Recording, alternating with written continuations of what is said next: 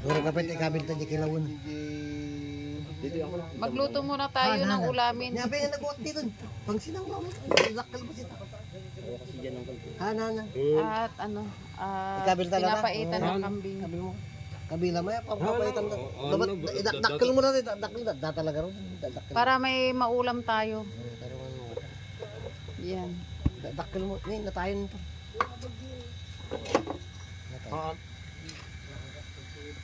At wala po tayong ulam.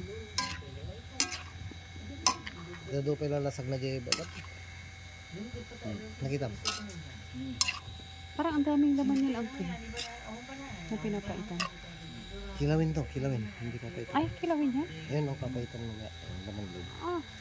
Ito ang kilawin. Sorry. Kaso lang, kailangan natin ibalik-baliktad mo. Makiktot mo basit. Kinigtot. Yan. Kilawin. Kinigtot.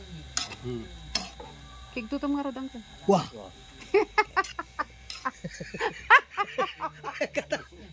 Tutup ka lang matutani. Tutup ka lang di, wah! Hindi mo sagin. Snappy. Namutla na. Sabi mo. Ito ang gwapo kong Uncle. Uncle.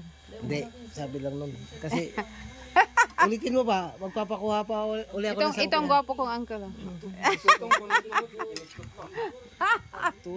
Wala itong mga to. Awan tilimpyo. Tuto mo. Ni, abay naman ang dangay naman lang. Awan tilimpyo dagati kakadwak. Apo, it's so sad na nagkakasama-sama yung mga magkakamag-anak sa ganitong sitwasyon, but we need to be happy and life must go on. Siyempre. Yan. Wah. Wapen sabin. Kutsilyo de almacen. Awaw di Carabao. Yan. Kinigtot nga kalding. Kilawin. Karne ti kalding. Kilawin. Na may papaita. Wen. Okay na.